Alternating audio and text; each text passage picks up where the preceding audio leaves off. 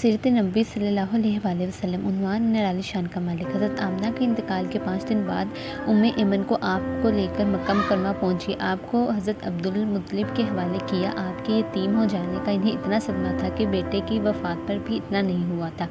हज़रत अब्दुल मुत्तलिब के लिए काबा के साए में एक कालीन बिछाया जाता था। वो इस पर बैठा करते थे। इनका एहतराम इस कदर था कि कोई और इस कालीन पर बैठता नहीं था। चुनांचे इनके बेटे और कुरैश के सरदार इस कालीन के चारों तरफ बैठते थे, लेकिन रसूल पाक सल्लल्लाहु अलैहि वसल्लम वहाँ तशरीफ़ लाते तो सीधे इस कालीन पर जा बैठते। इस वक्त आप एक तंदुरुस्त लड़के थे। आपकी उम्र 9 साल के करीब हो चुकी थी। आपके चचा हज़रत अब्दुल मुत्तलिब के अदब की वजह से आपको इस कालीन से हटाना चाहते तो हज़रत अब्दुल मुत्तलिब कहते, मेरे बेटे को छोड़ दो, अल्लाह की कसम ये बहुत शान वाला है। फिर वो आपको मोहब्बत से इस फर्श पर बैठाते, आपकी कमर पर शफ़क़त से हाथ फेरते, आपकी बातें सुन सुनकर बेहद खुश होते रहते। कभी वो दूसरों से कहते, मेरे बेटे को यहीं बैठने दो, इसे खुद भी एहसास है कि इसकी बड़ी शान है और मेरी आरज़ू है ये इतना बुलंद रुतबा पाए जो किसी अरब को इससे पहले हासिल ना हुआ हो और ना बाद में किसी को हासिल हो। और एक बार इन्होंने ये अल्फाज कहे, मेरे बेटे को छोड़ दो, इसके मिजाज में तभी